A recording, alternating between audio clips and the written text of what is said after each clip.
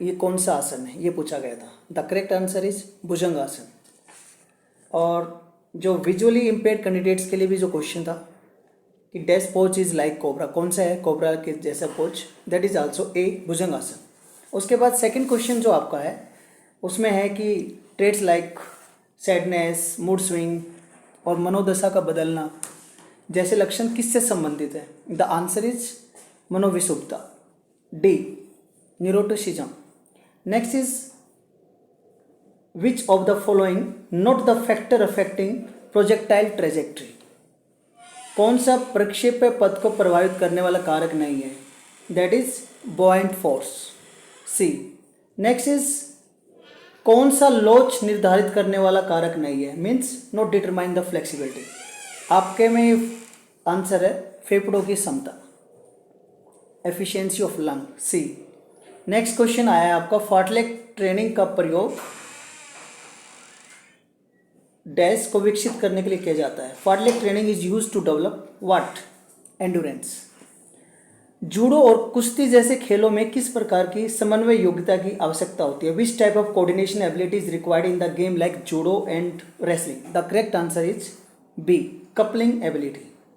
Next question है the ability to tolerate higher concentration of dash can help in improving endurance performance, means sense क्षमता को प्रदर्शन में सुधार करने के लिए किसको सहन करने की योग्यता होनी चाहिए। The answer is lactic acid. Next question आया था आपका centre of gravity is average location of an objects dash. The answer is weight, means भार। नेक्स्ट क्वेश्चन आपका 9th क्वेश्चन था जो आपका एसर्शन और रीजन से था, जिसमें एसर्शन था कि आक्रामकता मानव व्यवहार का हिस्सा है और एक व्यक्ति के लिए जीने और उच्च उपलब्धियों के लिए संघर्ष करने के लिए आवश्यक है। और इसका रीजन दिया था आक्रामकता खेल गतिविधियों में अपरिहार्य और अविभाज्य है, तो means aggression is inevitable and inseparable in sports activity. Yes yes, it is correct. The answer is A, both A and R are true and R is the correct explanation of A. Next, so 10th question है role of water in the human body is, the answer is A, regulate body temperature. Next question जो है वो है आपका 11th, जिसमें है पूछा गया है which of the following are water soluble vitamins. The answer is B and the vitamin B and C. Next question is which of the following asana is not use to cure asthma, कौन सा आसन दमा को ठीक करने के लिए प्रयोग नहीं किया जाता। आपके जो ऑप्शंस हैं ताड़ासन, धनुरासन, भुजंगासन और पर्वतासन, इसमें द करेक्ट नोट नहीं किया जाता, दैट इज सी, पर्वतासन। अब नेक्स्ट क्वेश्चन आया था कि 19 टीमों के नॉकआउट फिक्सचर में कुल कितने मैच होंगे, तो n-1 is the formula knockout में टोटल मैच की संख्या निकालने के लिए। The answer is A, 18। Next question है knockout tournament is also known as, आपके ऑप्शंस हैं elimination, round robin, league, challenge, तो आंसर इज एलिमिनेशन। नॉकआउट का दूसरा नाम जो है वो एलिमिनेशन टूर्नामेंट भी है। नेक्स्ट 15th क्वेश्चन था कि फर्स्ट डीफ ओलंपिक्स कब आयोजित हुए। The answer is 1924, 1924। Next question आपका जो था आपको मिलान करना था मैच द फॉलोइंग में से था, तो नौकनी का है आपका सामान्य खड़े होने की स्थिति में घुटनों का आपस में स्पर्श होना, जो तीसरे पॉइंट पर है। काइफोसिस का है इंक्रीज एक्सग्रेशन ऑफ बैकवर्ड कर्व, मतलब पीठ के वक्र का बढ़ना, और कुबड़ आगे की ओर जो जिसको हम लॉर्डोसिस बोलते हैं, उसका आंसर है आपका इनवर्ड कर्वेचर ऑफ स्पाइन, तो इसका करेक्ट आंसर बनता है ए। नेक्स्ट भी आपका मैच द फॉलोइंग है प्ले टैपिंग टेस्ट, आपका speed and coordination of limb movement, push up लड़कों की ऊपरी शक्ति की शक्ति सहन क्षमता, तो ये इसका जो बनता है that is correct answer is A. Next question आपका आया था मिनार्की का संबंध डैश से है। मिनार्की का संबंध डैश से है मीन्स महिलाओं में मासिक धर्म की शुरुआत, beginning of menstrual period in women, B इसका करेक्ट आंसर था। तो ये आपके 1 मार्क क्वेश्चन यहाँ ओवर हो गए। और 19th क्वेश्चन आया था सहन क्षमता को निर्धारित करने वाले किन्हीं 2 कारकों का वर्णन कीजिए, मतलब explain any 2 factor determine endurance. तो उसमें आपका आप 2 कोई भी लिख सकते थे, जैसे मसल कंपोजिशन, मांसपेशीय संरचना, लाल रेशे और सफ़ेद रेशों से बनती है, तो जिसमें लाल ज़्यादा अधिक होते हैं उसमें सहन क्षमता अधिक होती है। और नेक्स्ट मसल्स टोन में रहना, मतलब अर्ध तनाव में रहती हैं। नेक्स्ट वसा कम, शरीर में वसा की मात्रा कम होती है। सहन क्षमता को निर्धारित करने वाले में मसल कंपोजिशन, मांसपेशिया संरचना, और उसके बाद आपका आ गया lactic acid. Explain any two factor determine endurance, that is first is lactic acid tolerance, lactic acid की सहन करने की क्षमता पहला। दूसरा इसमें आप लिख सकते हो ऑक्सीजन इनटेक एरोबिक कैपेसिटी में, ऑक्सीजन ट्रांसपोर्ट, ऑक्सीजन अपटेक, और मूवमेंट इकोनॉमी, कितने हम हमारी मूवमेंट में, गति में कितनी मितव्ययता है, तो ये पॉइंट्स इसमें आएंगे। मैं थोड़ा सा वो मसल्स वाला कर गया था शुरू में। ओके, नेक्स्ट आ गया what do understand by goal setting. ये आपका साइकोलॉजी से क्वेश्चन था। गोल सेटिंग में इसमें आपने लिखना था लक्ष्य निर्धारण में, मतलब लक्ष्य निर्धारण किसी भी कार्य को में कुशलता के लिए या आगे बढ़ने के लिए लक्ष्य बहुत ज़रूरी है, और वो लक्ष्य रियलिस्टिक होना चाहिए, सच्चाई से ओतप्रोत होना चाहिए, और जब समय समय पर हमें अपने जो हमने गोल सेट किया है उसको हमें कंपेयर भी करना है और उसको चेक भी करना है कि क्या हम सही दिशा में जा रहे हैं। और हमने गोल सेट तो करना है, कहाँ में फाइनल पूछना, लेकिन हमने बीच के पड़ाव के भी गोल सेट करने, प्रोसेस के भी गोल सेट करने हैं। इस तरीके से आप इसमें लिख सकते थे। नेक्स्ट आया था आपका question define flexibility and list down its types, लचक की परिभाषा और इसके प्रकार। लचक range of motion around a joint, मतलब जोड़ों के इर्द गिर्द गति के विस्तार को लचक कहते हैं। और इसके प्रकार, पहला अक्रिय, दूसरा सक्रिय, means active and passive. Active means बिना किसी एक्सटर्नल हेल्प के लचक करना, पैसिव मीन्स एक्सटर्नल हेल्प की मदद से फ्लेक्सिबिलिटी करना। एक्टिव के दो पार्ट, स्टैटिक और डायनेमिक, मीन्स स्थिर और गतिमान। स्थिर में जब व्यक्ति स्थिर होकर, जैसे आसन, गतिमान जैसे स्विंग करके लचक को बढ़ाना। अस्थि भंग के किन्हीं 4 प्रकार को स्पष्ट कीजिए। नेक्स्ट क्वेश्चन, फ्रैक्चर के कोई 4 टाइप। सिंपल, जिसमें सिर्फ हड्डी टूटती है। उसके बाद आपका आ गया कंपाउंड, उसमें जिसमें आपके स्किन भी टूट जाती है, स्किन भी फट जाती है और हड्डी भी टूटती है। नेक्स्ट इज कॉम्प्लिकेटेड, जिसमें आपकी हड्डी भी टूटती है और शरीर के ऑर्गन्स को भी चोट पहुँचती है। उसके बाद आपके क्वेश्चंस 4 ग्रीन स्टिक फ्रैक्चर, जो आमतौर पे बच्चों में होता है, जो मुड़ जाती है, हड्डी मुड़ जाती है। तो इस प्रकार से आप लिख सकते थे। नेक्स्ट इज BMI क्या है। एक 72 किलो वजन है और लंबाई 1.68 मीटर। तो इसका फॉर्मूला था weight in kilogram divide by height in metre का होल स्क्वायर। तो 72/1.68 मल्टीप्लाई बाई 1.68, तो इसका आंसर 25.5 अप्रोक्सीमेट आएगा। वो आपने इसको सोल्व करना है। नेक्स्ट इज मैक्रो और माइक्रो न्यूट्रिएंट्स, वृत्त और सूक्ष्म पोषक तत्वों के बीच अंतर स्पष्ट कीजिए। मैक्रो न्यूट्रिएंट्स जो होते हैं वो अधिक मात्रा में चाहिए, और माइक्रो न्यूट्रिएंट्स जो होते हैं वो कम मात्रा में चाहिए। मैक्रो न्यूट्रिएंट्स जो होते हैं वो शरीर को ऊर्जा देते हैं, और माइक्रो न्यूट्रिएंट्स जो होते हैं वो शरीर की नॉर्मल फंक्शनिंग के लिए ज़रूरी है। उदाहरण के तौर पर मैक्रो में आएगा कार्बोहाइड्रेट, प्रोटीन, वसा और वाटर, और माइक्रो में आएगा विटामिन्स और मिनरल्स। फिर आपका सेक्शन सी है, जिसमें आपका पहला क्वेश्चन है कि participation in physical activities in is advantageous for children with special need, explain any 6 advantages.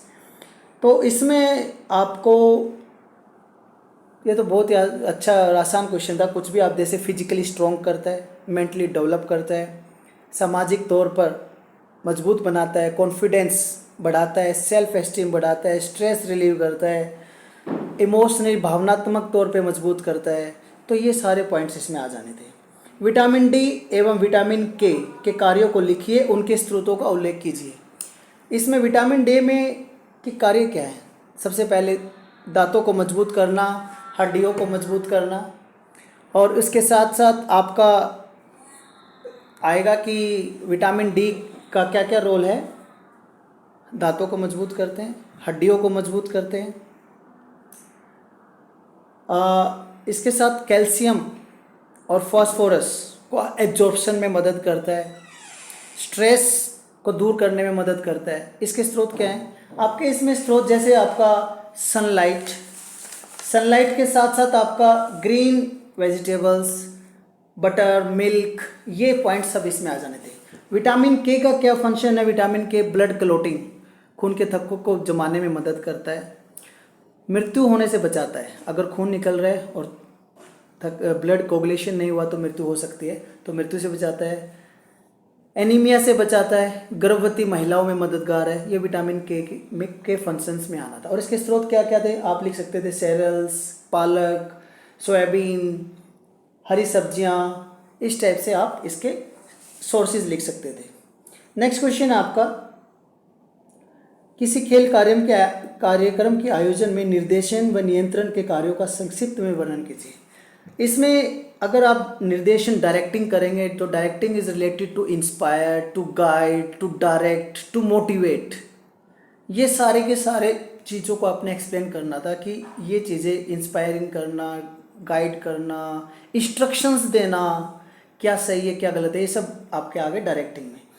नियंत्रण में आपको चेक करना है कि जो आपका स्पोर्ट्स टूर्नामेंट है वो आपने जो गोल सेट किया है, लक्ष्य निर्धारित किया है, उससे आप उसकी तरफ जा रहे हैं, सही जा रहे हैं या नहीं, आपने कंपेयर करना है। कंपेयर करके और आपने अगर उसमें कोई गड़बड़ी है तो आपने फिर जो आपका गोल है, जो आपने स्पोर्ट्स इवेंट के लिए गोल रखा है, जैसे कुछ स्पोर्ट्स इवेंट का गोल मान लीजिए कि रन फॉर फन है, तो उसी की तरफ आप जा रहे हैं या नहीं, उसको हमने कंपेयर करना है। That is in controlling. ये इस टाइप से आपने इसमें लिखना था। नेक्स्ट इज आपका क्वेश्चन है कि how can we enhance the sports performance with the help of self talk and self esteem. Self talk जो होती है दैट इज रिलेटेड विद खुद को मोटिवेट करना, खुद से बातें कर, खुद मोटिवेट करना। सेल्फ एस्टीम एक ओलंपिज्म का पार्ट है जिसमें एक रिस्पेक्ट है, आप डिसिप्लिन है, आप अनुशासन में हैं, आप अपने खुद की बॉडी का, अपने कैरियर का सम्मान करते हैं और फिर आप अपने लिए एक अच्छा गोल सेट करते हैं और उसकी तरफ आप बढ़ते हैं। ये भी साइकोलॉजी से क्वेश्चन था। नेक्स्ट आपका है right about the any 6 effect of exercise on muscular system. Muscular system पे कोई भी 6 प्रभाव आपने लिखने हैं, तो वही आपका मसल्स टोन अप होना, मसल्स का साइज बढ़ना, हाइपरट्रॉफी जिसको बोलते हैं, थकावट में कमी, पोस्चर अच्छा होना और फैट कम होना। इस टाइप से आपने इसमें लिखना था। गोल कंधों की विकृति में आपका क्या अभिप्राय है? गोल कंधे में कंधे को आगे झुक जाना, आगे। अब उसको ठीक करने के कोई भी 4 उपाय, तो उसमें आपने चक्रासन, अर्धचक्रासन, धनुरासन, भुजंगासन, हॉरिजॉन्टल बार पे लटकना, इस टाइप से आप लिख सकते थे। नेक्स्ट आपको एक आपको पिक्चर दी थी जिसमें लोगो था पैरा ओलंपिक्स का, स्पेशल ओलंपिक का और डीफ ओलंपिक्स का। ए में आपका पैरा ओलंपिक्स का, बी में आपका डीफ ओलंपिक्स का और सी में आपका स्पेशल ओलंपिक का लोगो था। तो पहला क्वेश्चन था कि लोगो में जो पिक्चर है वो कौन सी स्पेशल ओलंपिक को रेफर करती है, तो C is the correct answer. विशेष ओलंपिक का संस्थापक कौन था? तो केनेडी श्रीवर। और ओके, गुड और ग्रेट का आकार जो है, ये मतलब बी वाली जो पिक्चर है ये किससे रिलेटेड है? दैट इज़ पैरा ओलंपिक से रिलेटेड है। रोम में 1960 में प्रथम और पैरा ओलंपिक खेलों में कितने देशों ने हिस्सा लिया था? That is 23। नेक्स्ट इज जो विजुअली इम्पेयर्ड के लिए जो क्वेश्चन है, तो that is about strategies to make physical activity accessible for CWSN students. तो इसमें सिंपली आपने लिखना था टू जो दृष्टिबाधित छात्र, सिर्फ उनके लिए क्वेश्चन था। तो उन्होंने लिखना था कि मेडिकल चेकअप करना, पहले बच्चों की रुचि के अनुसार खेल देना, तीसरा उपकरणों में बदलाव, नियमों में बदलाव, इस टाइप से लिखना था।